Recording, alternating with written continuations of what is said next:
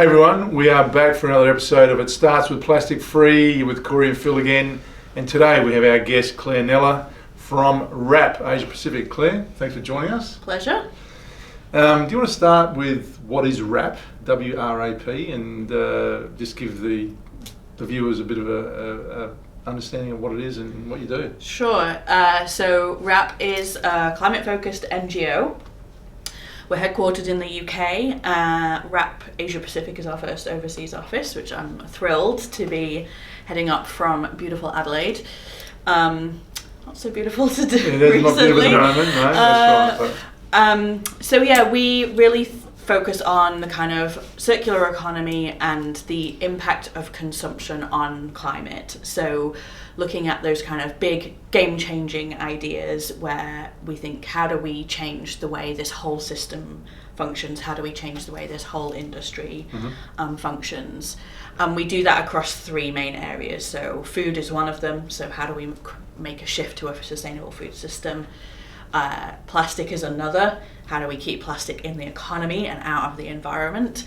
And then textiles and clothing is the third one. So Great. Clothing, textiles industry, fourth most polluting in the world.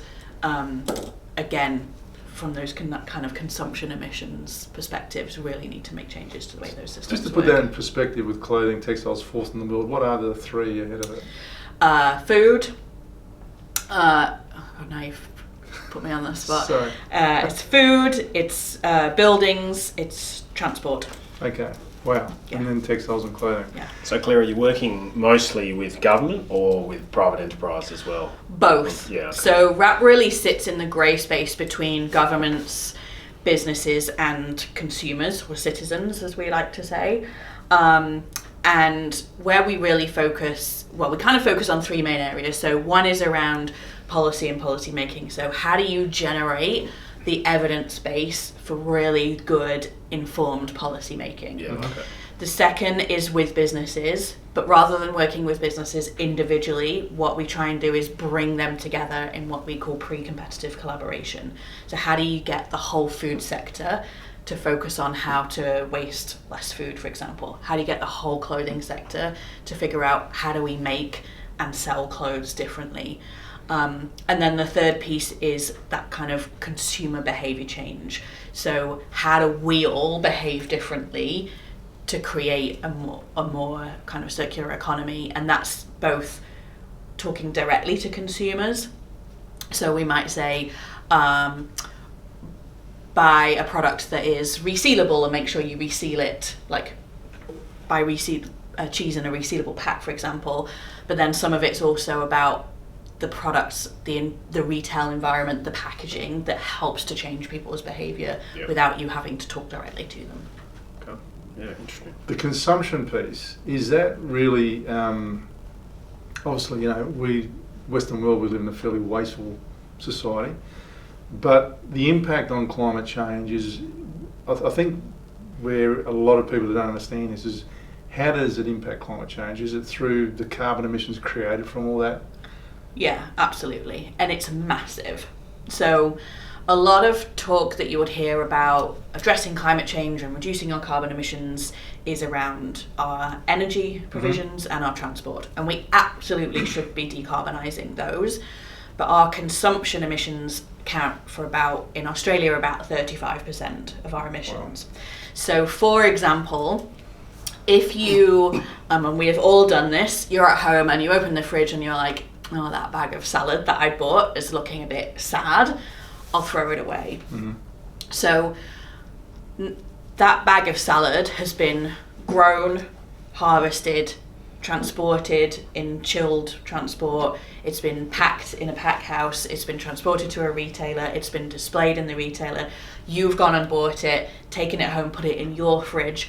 All of those points in that chain have embedded more emissions into that salad. And then when you throw it away, you lose all of those, as well as losing the nutrient value and the calories and all of that kind of thing as well.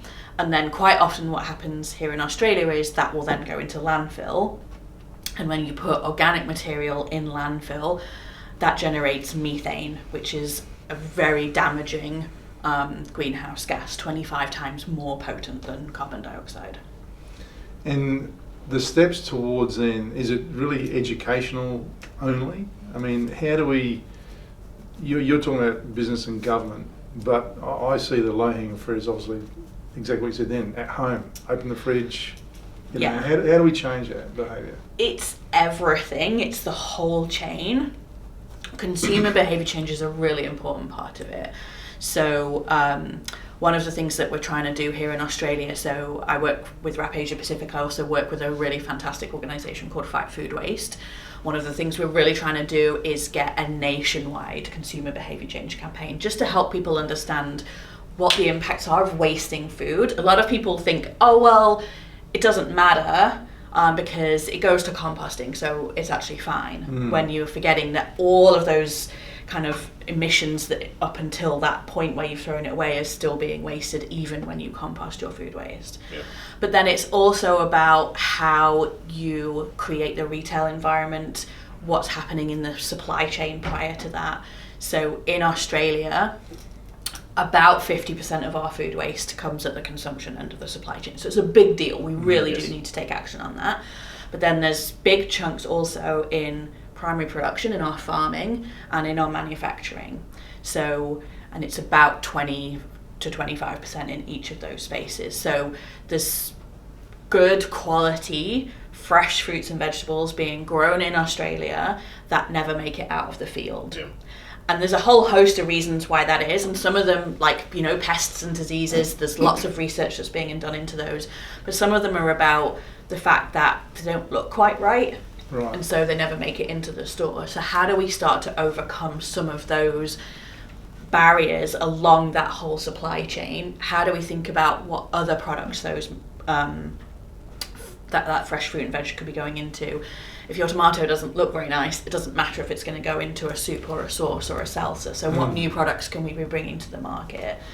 How do we look at it very holistically along that whole supply chain so that, yes, we are only buying what we need and we're eating what we buy, but that whole supply chain is set up to really minimise food waste right along from farm to fork. Have you seen any models, I mean, UK we spoke about previously with what they're doing with plastic wipes, you know, and seem to be ahead of the game compared to here, but is the UK a model to follow, or are there other countries that are nailing this at the moment?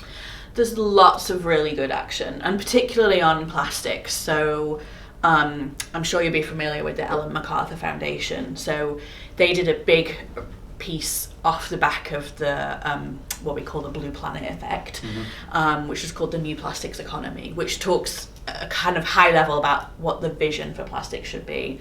What sits underneath that is an initiative called a Plastics Pact. So there's one in the UK that RAP runs, which is doing amazing work. And then that model is now being replicated. I think there's 15 or 16 other plastics pacts around the world, including here in Australia, that really look at those kind of, again, those holistic targets. So how do we keep plastic in the economy and not let it leak out into the environment? How do we look very forensically at what are the materials that we want to be bringing to the market that are effective, can be recycled, can be captured easily, and what are the materials that we're like, this shouldn't be on the market at all. So a really good example is a lot of dairy products like yogurts will come in hard polystyrene. It's theoretically recyclable, but nobody recycles it because it's not economical to do so, and there isn't enough of it to merit collecting it and recycling it. So while you might say, oh, well, that product's recyclable, it never gets recycled, so we should be taking that off the market and replacing it with something that is captured and recycled.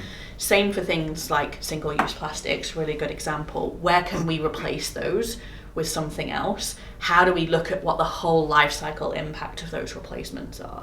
So what are you making it from? What happens to it in the home? If it's a compostable wipe, for example, does it actually get composted? How's the messaging to consumers going to encourage that kind of behaviour? So it's really important to look at that kind of whole evidence base for where we're making those kinds of decisions and thinking very strategically about what should be going onto the market, how do we keep that in use for as long as possible, recognising that plastic is a really effective protective product for protecting what's inside it. Yes. Food is a really good example. Yeah. And then how do we eliminate where it's not necessary? Yeah, I spoke to Pete Waterwitz, who's known locally here in SA about, peat soils. I do know Pete, yeah. And he made a really good point to me once, saying you don't want everything to be compostable, and you don't want everything to be recyclable. There is different, things for different applications, and Absolutely. it's really important to educate that, because, my frustration when we talk about this whole composting thing is around the country, there aren't always green bins. Like you mentioned about food waste before, and I was surprised you never mentioned the retailers, because I sometimes go to these supermarkets, because we're dealing with them now, and there's these big green bins that Jeffries and Pete's are picking up, full of food waste. Obviously, it doesn't make it to the shelf, or past its use by date, doesn't look good. That goes into the bin. But around the country, like we had a chat earlier this year with someone in Queensland, and they didn't know what a green bin was. Yeah. And so that's a worry Yeah. that we don't have a. It is a challenge, yeah, that how do you create that consistency? So I know there is work going on to try and get some more harmonisation on the consumer side as well as on the business side. I mean, interestingly, you talk about retailers. Retailers, in terms of the overall food waste, are a tiny fraction. It's 3%. Wow. Okay. Yeah, so when you compare that with what we waste in our homes, which is like 30-odd%, Yeah. there's a big difference, but it's very visible, right? And Yes. retailers also have a lot of influence both up and down the supply chain. So they influence what we buy, and they also influence what happens upstream, Yeah. right to the farm. So not to let them off the hook, absolutely not. They need to be part of the solution. But yeah, that kind of consistency, I think, is really important. But for me, it's really thinking about how do we think about the top of the waste hierarchy. So the waste hierarchy basically says what's the best thing to do all the way down to the worst thing to do. And that right at the top is prevention, and right at the bottom is disposal to landfill. Yes. Recycling is one step up from the bottom. Yeah. So yes, we absolutely should be recycling more and capturing more, but what we really need to be thinking is how do we move stuff as far up that waste hierarchy as possible, which means getting rid of it, eliminating the problem from the outset rather than having to deal with it. So is switching from a plastic to a compostable material, getting rid of it, is that moving up the waste hierarchy? No, because recycling and composting are basically on that kind of same level. Yes. Composting is a form of recycling. Yeah. It's so nuanced because it really depends. So if you switched something that wasn't being recycled to a compostable thing that does get composted, great. So you definitely should be thinking about things like that. And compostables are great for things like festivals, where you can control what's coming in, Yes. you can control what's happening to it, and then you can control what happens at the end of the event. So like WOMAD's a great example. You can do things like saying, right, everything that comes onto site, be it your cutlery, your food packaging, has to be compostable. And then you collect that because you've got a controlled area, Yes. and then you know that then that's going to go and be composted because you've got a deal with Pete's or whoever to come and collect it. It's where you're replacing more kind of what I would call household products with compostable alternatives, Yes. and particularly where they look like plastic. So you get lots of those like kind of drinks cups that it'll have like a little green arrow on it, but as a consumer I'm like, right, well, does this mean it's compostable at home? Can I put it in if I do have one, can I put it in my home composting bin? Can I put it in my green bin, my FOGO bin if I have one? And then when it gets to the composter, how does the composter know whether that's plastic or compostable? So you're introducing the potential for a lot of confusion in that system. Similarly, if that plastic-like cup goes into my recycling bin, well, actually what I've done is I've contaminated that good quality dry recycling Yes. with a compostable item. So there are some real challenges around the communications and the context in which you might be making those switches that can be hard to overcome and can lead to some unintended outcomes. Okay. What's the going back to the waste in consumption? Is it hospitality that's another huge user? Hospitality and institutions. Yeah. So hospitality is your pubs, restaurants, hotels, bars, cafes, all of that kind of stuff. And then you've got your institutions, so schools, prisons, hospitals, aged care, and all of that kind of stuff. So those, and then you've got us in our homes. Yeah. So we're the big chunk, and then hospitality and institutions are quite big chunks themselves. And that's a really interesting kind of conversation, because especially when you get into things like aged care, for example.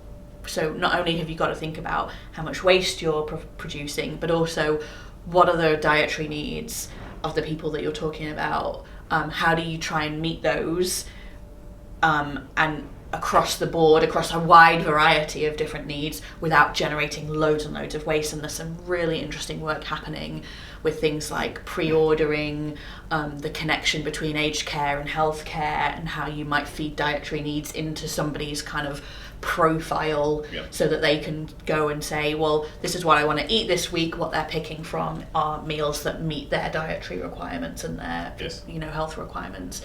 So yeah, but there's still a lot of work to be done in that space. Okay. Same in hospitality as well. Claire, when I saw you at that presentation at the recycling organisation, you had this presentation where you spoke about these 8 priorities that came out of the Leeds University, and we'll put it up on screen so everyone can see it. But can you just quickly maybe run through those to explain, because these are the small wins, but they all add up to big wins. They do, they add up to massive wins. And some of them, I mean, I wouldn't describe them all as small, like changing people's diets is not small, but... I get it. So, yeah, so... Something we should go home tonight and all do. There's a few things you can go home tonight and all do. I'll maybe come to that. Yeah. So, yeah, essentially, Rap Leeds University did a piece of work to look specifically at this kind of consumption piece. And what we came up with were these 8 kind of resource efficiency priorities. So things that every country should do or could do to address that big slice of the pie that's in those consumption emissions. So it starts with the kind of food space. Yep. So how do we tackle food waste? Right. Globally, we waste 1/3 of the food we produce. It's completely bonkers. We grow all this amazing food, and then most of the time we leave it in a field or we throw it in a hole in the ground. Yeah. It's insane. Yeah. At the same time as 1 billion people are going to bed hungry every night. Here in Australia, it's, I think, 1 in 6 people is food insecure. Australia grows enough food for 75 million people in a country of 26 million people. Yeah. So huge challenges around just how much food we're wasting. So supply is not the problem. No. Supply is not the problem, categorically. I mean, sometimes the supply isn't where the demand is. That is part of the problem, is the logistics. But yeah, supply is not the problem. So we need to tackle food waste. We need to, the next 2 are around the kind of the diets piece. So how do we reduce the overall carbon intensity of our diets? And there's 2 ways of doing that. So one is to eat more of a plant-based diet. And I'm not here to say to everybody, you should go vegan.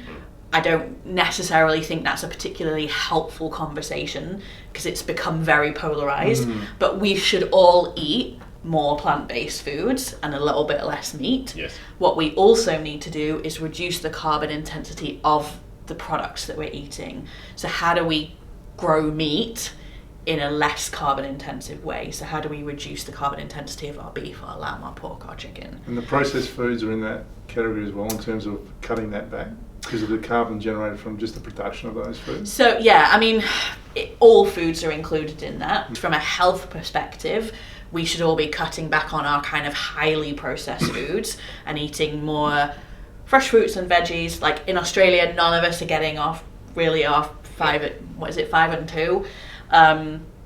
There's a lot more we could be doing on that, but it's also about how do we reduce the overall intensity, carbon intensity. So that's the kind of food piece, those 3. Yeah. Then you've got some bits about kind of the stuff, like the clothes that we buy, and the other products that we engage with every day. So one of the things to think about is, how do we switch from goods to services? So a good example of this is, we all have a washing machine in our houses at home. What do we really want? We want the ability to wash our clothes. Do you have to own your washing machine to do that, or could you lease it? So if someone came along to you and said, pay us a monthly subscription, we'll bring you your washing machine, we'll service it every year to make sure it stays running really optimally, and after 5 years we'll come in and we'll replace it with a new model, and we'll take the old one away and we'll do it all for you. What you've still got the outcome that you wanted, which is that you're able to wash your clothes whenever you want to, and you've got the security that if something goes wrong with that washing machine, you can pick up the phone and an engineer will come out and fix it for you, or they'll replace it. Same with clothes.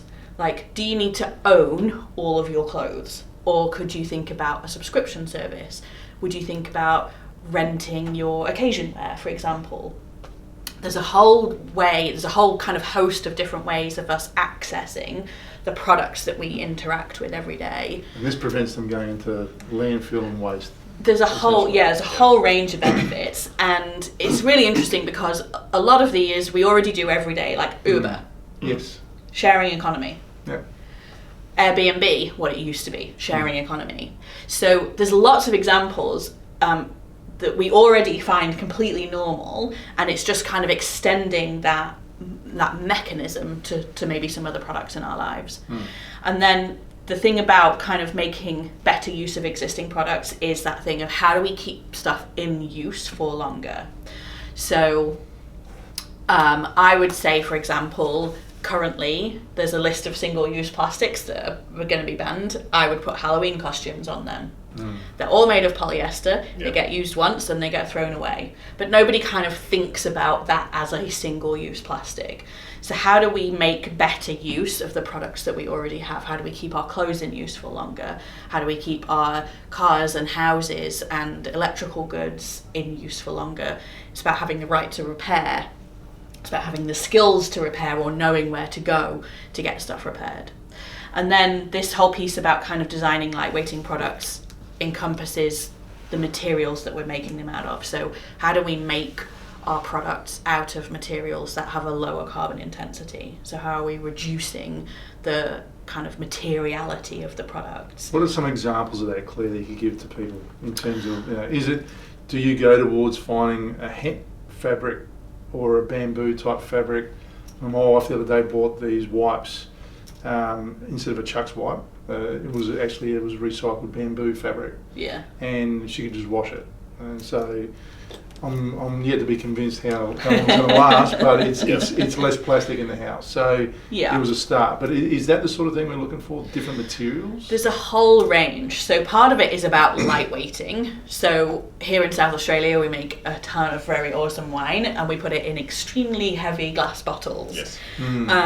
So massive win right there to think about how do we lightweight that as a product. Is that what I saw about cans now holding wine? Is it like you can switch, yeah. I mean, there are some kind of consumer behaviour elements to be taken into account. Switching from a bottle to a can is a big step. I think the French and the Italians will lead the way on that one, but yeah. Yeah, and in France and Italy, you can go to your local store with like the 5 litre plastic for refills, drum, and you'll get your local wine, and it's literally from like a pump, like a mini petrol pump dispenser. Yes. And that's completely normal. We need to go there. And it's awesome wine. So it's things like that. It's also thinking about how do we maybe switch from one product to another. Bamboo is a really good example. So there's some really great kind of more sustainable natural fibre products coming onto the market. There's a big shift in how we grow cotton. Australia is a really big cotton producer, and actually we have some of the highest quality and highest standards of cotton in the world.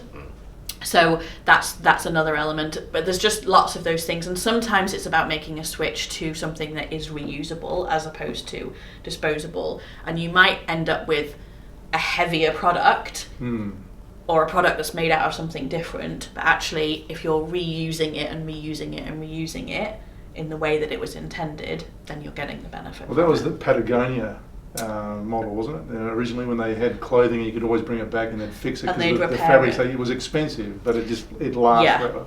Yeah, and there's other examples of that. Like New D jeans is a good example. Their tagline is "Our jeans will last longer than you."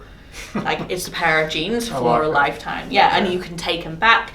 they'll repair them for you. They're specifically designed to look better as they age.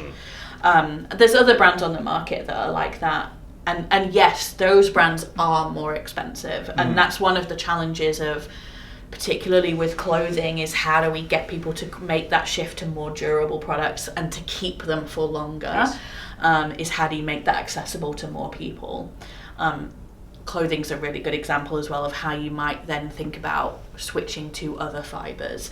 So a lot of clothing is made with like a mix of different fibres. So you might have some cotton, some polyester, you might have some elastane in there.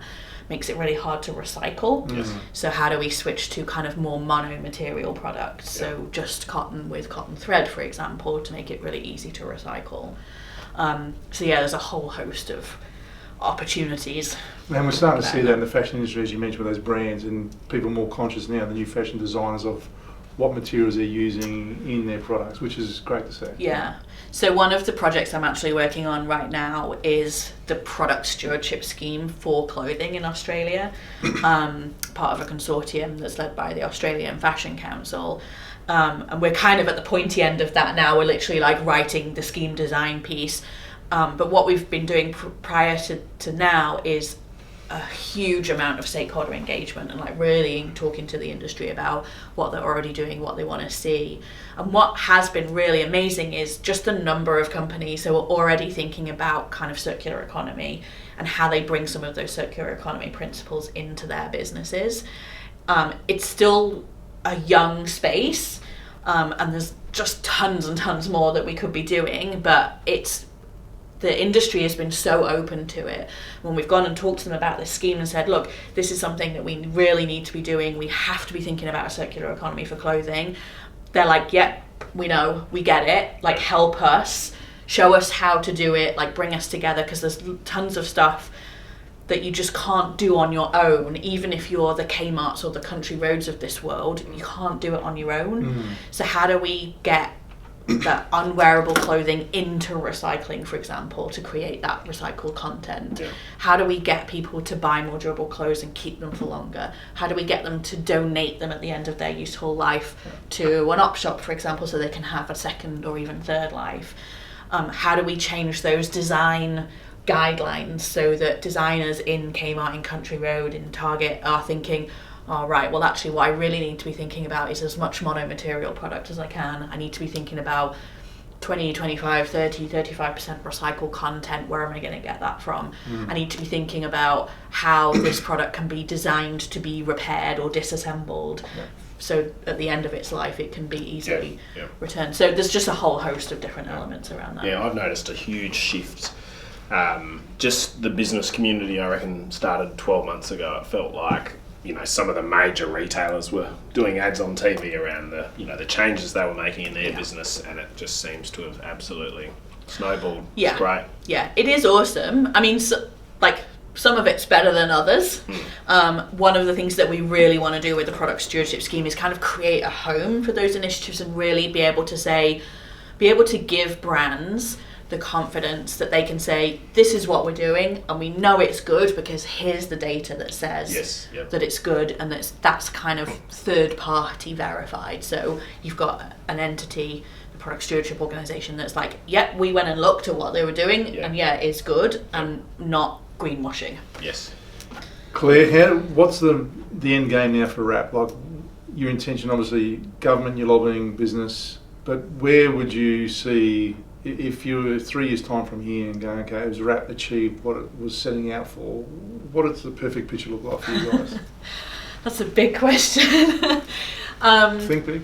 So WRAP Asia Pacific, as the name implies, covers the Asia Pacific region. So I would really love to see a few different things, actually. So here in Australia, I would love to see the Plastics Pact, which is run by APCO, really delivering on its targets. I think they've done an amazing job so far of kind of convening the sector and bringing everyone together. I'd love to see some action on that, and I think WRAP and APCO have a long history of working together. WRAP runs the Plastics Pact in the UK, and we support the other Plastics Pacts around the world. This clothing scheme in Australia, I think it's going to be incredible. It really has the opportunity to put Australia head and shoulders above everybody else on what is happening on clothing.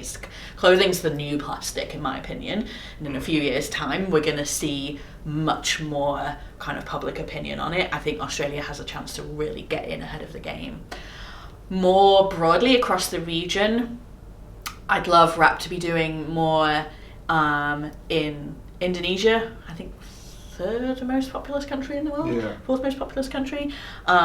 Huge challenges there. So we're already working now on food waste. We've got some nascent conversations around plastic. I would love to see that really expand and have a very strong kind of government-led initiative with businesses. Doing some really interesting work potentially in Vietnam on the plastic side of things. But I really love this kind of clothing piece.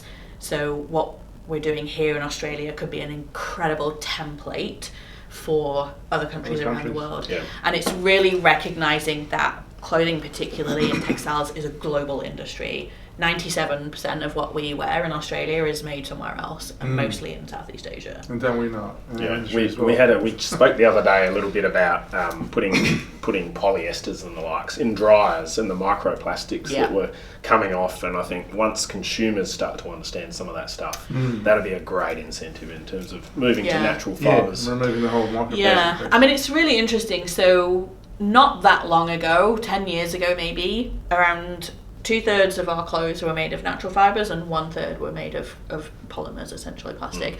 That has switched around. Yeah, wow. So it's now 2/3 polymers, 1/3 natural fibres. So there are, again, there's trade-offs. There's always trade-offs when you're thinking about what you're going to make your product out of. But yeah, how do we get those natural fibres, those cellulosic fibres, whether they're man-made or whether they're grown, how do we keep them in circulation so that we're really making the most of all of the kind of effort and the impact that is embedded into those products? And how do we address some of these big wicked problems like microplastics? And I think we haven't even scratched the surface of the impact of microplastics. Like, we don't know what they're doing to us. No. We don't know what they're doing to the ocean. We don't know where they are. Like, we don't know how to get them out. There's a huge piece of work to be done there. And one part of that is, how do you prevent that material from getting out into the environment? Claire, we're going to wrap it up. It's been great to have you as our first guest on It Starts with Plastic Free. If anyone out there, businesses or government officials or institutions, schools, who want to get hold of you to go into this more details, because you've got a wealth of knowledge in this area, how do they do that? They can go to our website, which is rapasiapacific.org. My contact details are on there, and I'm very happy to hear from people. And we'll share your socials around as well. Please do. Right. Claire Nella from WRAP on It Starts with Plastic Free. If you've got any comments or questions, please pass me away. Don't forget to subscribe and click on that bell below for notifications. Claire Nella, we'll catch up again soon. Thank you. Thanks, Claire. Ciao.